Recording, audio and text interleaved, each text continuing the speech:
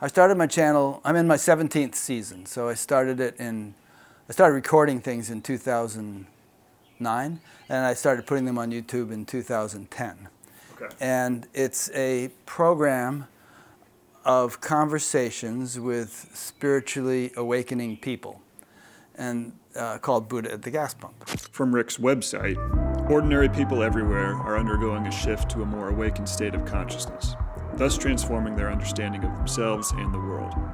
These conversations attempt to dispel skepticism and misconceptions by allowing otherwise ordinary people to relate their experiences of spiritual awakening. Initially was calling it interviews with spiritually awake people, but I came to the conclusion that no one is ever finally spiritually awake in the sense that they've reached some kind of endpoint and they couldn't evolve beyond that.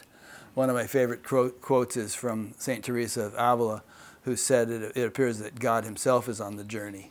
So I think everyone is a work in progress, everyone is always evolving, and so we changed awake to awakening. Toaster Bath asks, should Neil deGrasse Tyson be in prison before he can spread any more baseless materialistic tropes? I don't think it's great that children believe that to be smart or educated, they must blindly download the hypothesis that their experience is only a fluke being generated by... I would say that if we live in a society in which we would imprison Neil deGrasse Tyson for being a materialist, then we should all go to prison, because that's not a very enlightened society. I disagree with things Neil deGrasse Tyson says, but I like listening to him. It's probably not the answer. He's a cool guy. Yeah. Yeah. How would you define that common realization? Or like, it's a wide variety of guess, but what is the understanding or the realization? Well, there are many ways we can go at it, but there's more to life than meets the eye, you know? There's a very fundamental intelligence pervading and orchestrating the universe. Some people might call it God, but if you use that word, you have to clarify that we're not talking about some old guy in the sky with a beard. Mm-hmm. We're talking about something that is omnipresent, all-pervading, and that pervades us as well, since it's all-pervading. You've probably heard the perennial philosophy that people like Aldous Huxley and Huston Smith wrote about. It's the idea that the same kind of idea keeps cropping up all around the world in various cultures throughout the ages, cultures that had no way of communicating with each other. Verses in the Upanishads which say things like, you know, Brahman alone is, and you are Brahman. You are that. You are the totality, thinking you are just an individual, isolated human being, mm-hmm. but you are actually immense. Jesus said, the kingdom of heaven is within you. And various other spiritual teachers have said similar things. So that's essentially, I believe, what every religion or spiritual tradition is about.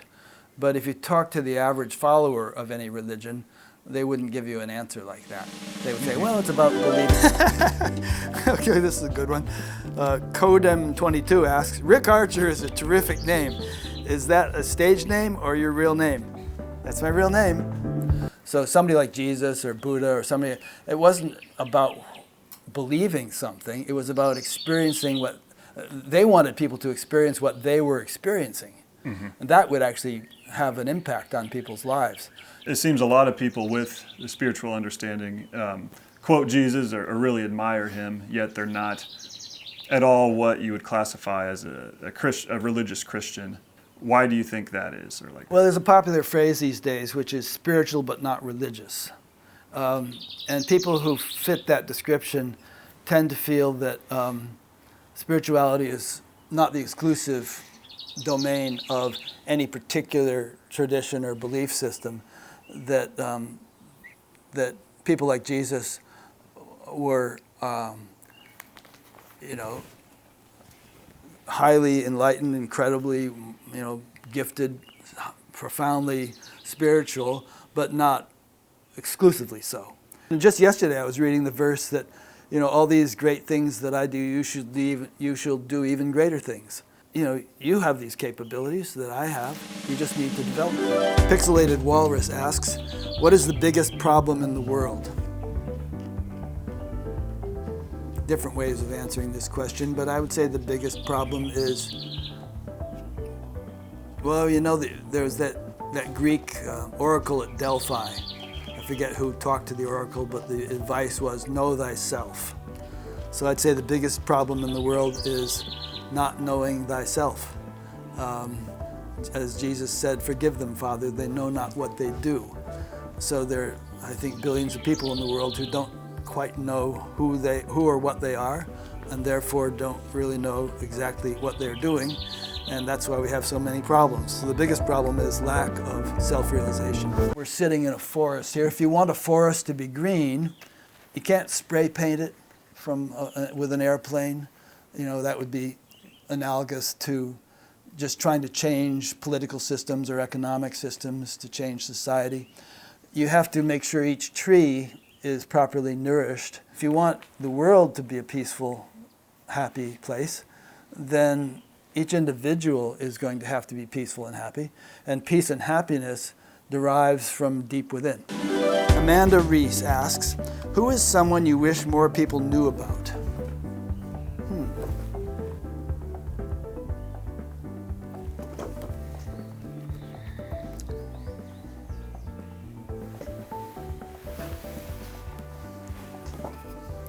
I don't know if there's any one person. I mean, because, different strokes for different folks. As Sly and the Family Stone sang, you probably don't remember them. What misconceptions someone might have if they're turned off by this, or they're isn't on their radar? I guess the main misconception is that it's just weird stuff. It's wacky. It's for kooky people. It's for unrealistic, impractical people. Mm-hmm. And there's some validity to that because many people engaged in this world fit those descriptions, because there's a lot of weird stuff that has happened in the name of spirituality. Well, yeah, it's kind of Wild West. I mean, because it is untestable with the physical sciences, so you can get people making all I wouldn't say entirely untestable, because there have been hundreds and hundreds of studies on meditation and related things.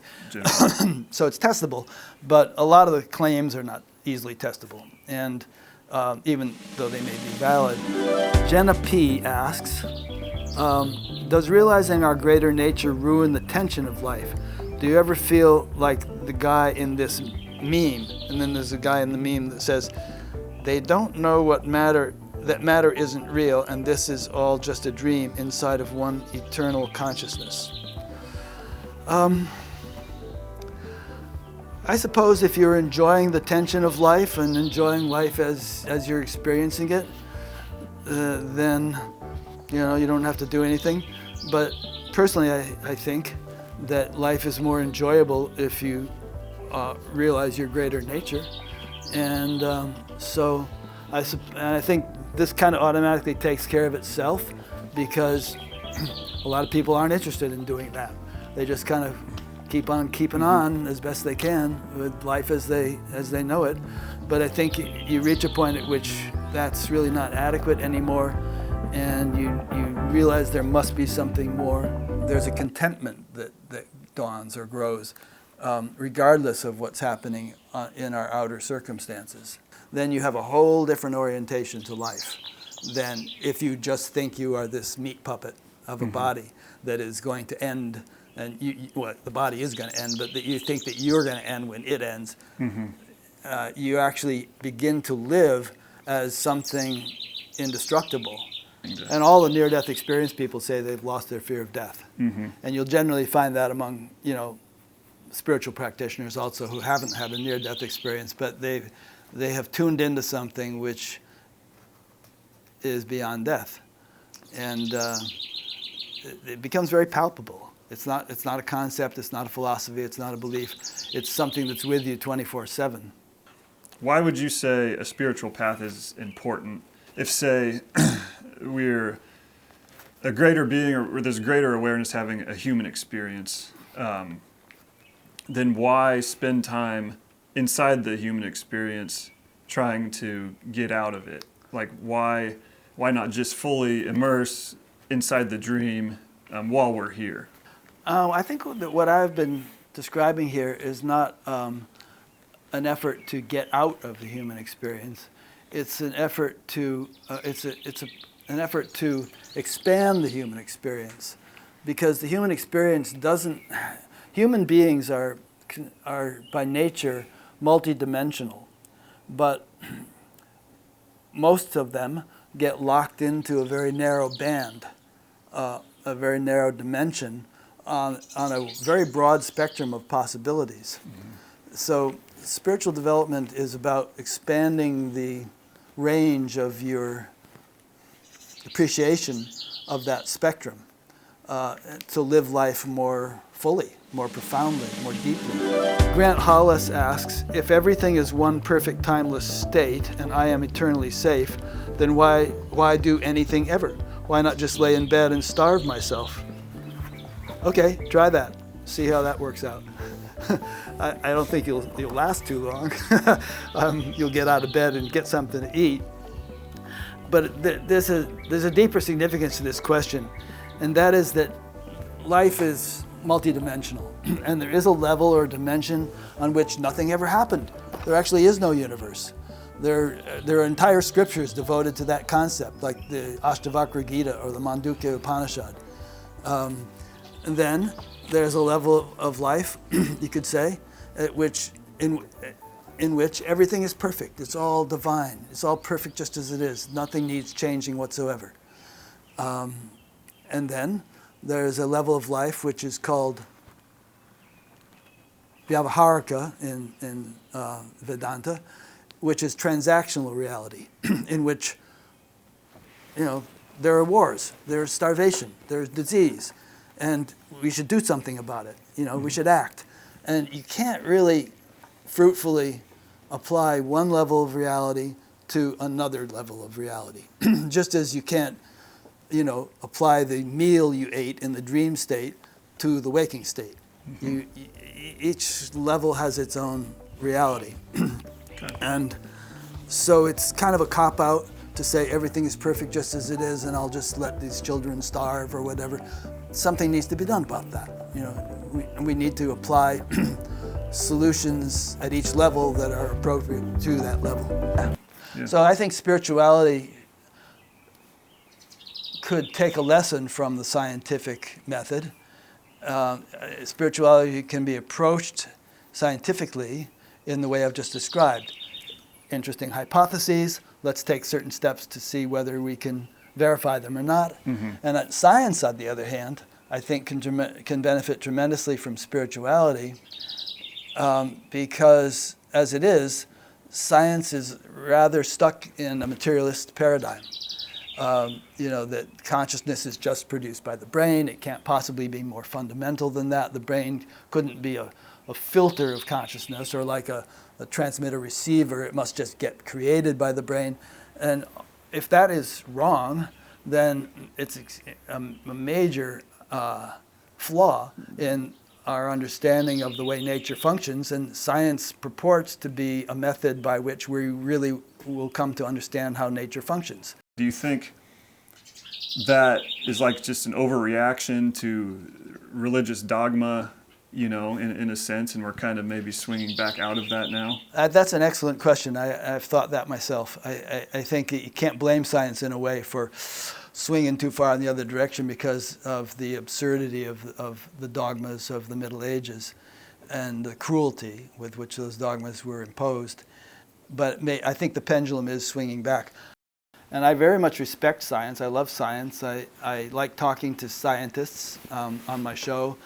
You can't study consciousness the way you can study any other phenomenon, because consciousness is not something that can step apart from itself and observe itself from a separate vantage point. Mm-hmm. Consciousness is the observer. It's the ultimate sort of, you can't go any farther back. Even with my layman's understanding of physics, if you analyze anything more and more and more deeply, you get down to a place where there is no matter.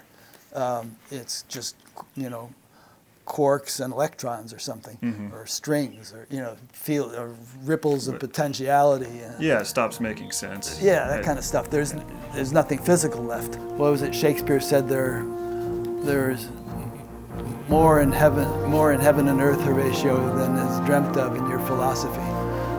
There's just, I think the universe is a vastly more marvelous, amazing place than we're capable of comprehending. Why would you say you're doing it? Why did you start, and like what fascinates you about this? Okay, let me go back about 50 years. So I had a bit of a troubled childhood, alcoholic father with a lot of PTSD from World War II. I got into varying indulgences as a teenager in the 60s, pretty much took advantage of everything the 60s had to offer. Got arrested a couple times for drugs, spent a few nights in jail, dropped out of high school. Then in the summer of '68, I learned Transcendental Meditation. And the reason I learned that is that for about a year I had been reading books about Zen and other spiritual things and realized that there was such a thing as enlightenment. And I thought I was somehow facilitating that by taking drugs. But after about a year I realized that I was just fooling myself. In fact, the tipping point was one night I was high on some hallucinogenic and couldn't sleep, so I picked up a Zen book. And it's called Zen Flesh, Zen Bones by Paul Reps. And I was reading these stories about these ardent practitioners of spiritual techniques who were just, enlightenment or bust. And I thought, wow, these guys were really serious, and I'm just fooling around. And if I keep fooling around like this, I'm going to live forget about enlightenment, I'm not even going to live that long. And so I thought, that's it. I'm going to stop taking drugs. I'm going to learn Transcendental Meditation and see what happens. And TM, because that was one of the only things that was available at that point. And very quickly, my life began to change. I very soon dropped most of my friends, pretty much all of them, and got back into school and never had the slightest desire to take drugs again, because I began to feel better all the time than drugs had ever made me feel temporarily.